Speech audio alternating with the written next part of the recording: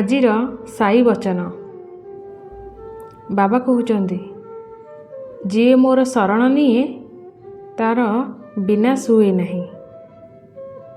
ସମସ୍ତଙ୍କ ଭିତରେ ଭଗବାନଙ୍କୁ ଦେଖିବା ଜ୍ଞାନ ଅଟେ।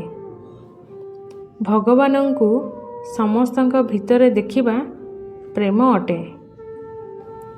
ନିଜ ଦୁଃଖର କାରଣ କେବେ ବି ସଂସାରକୁ ଦିଅ ନାହିଁ। ନିଜ ମନକୁ ବୁଝାଅ, କାହିଁକି ନା ତୁମ ମନର ପରିବର୍ତ୍ତନ ହେଲେ ତମ ଦୁଃଖର ଅନ୍ତ ହେବ।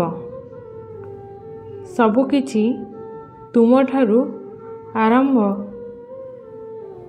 ତୁମେ କ'ଣ ବୃଥାରେ ଚିନ୍ତା କରୁଛ? ତୁମେ କ'ଣ ପାଇଁ ଡରୁଛ? କିଏ ତୁମକୁ ମାରିପାରିବ? ଆତ୍ମା ନା କେବେ ଜନ୍ମ ନିଏ ନା ତାକୁ କିଏ ମାରିପାରିବ? ଏହା ହିଁ ଜୀବନର ଅନ୍ତିମ ସତ୍ୟ ଅଟେ। ହରିଚରଣ ଦୁଃଖ ହରଣ।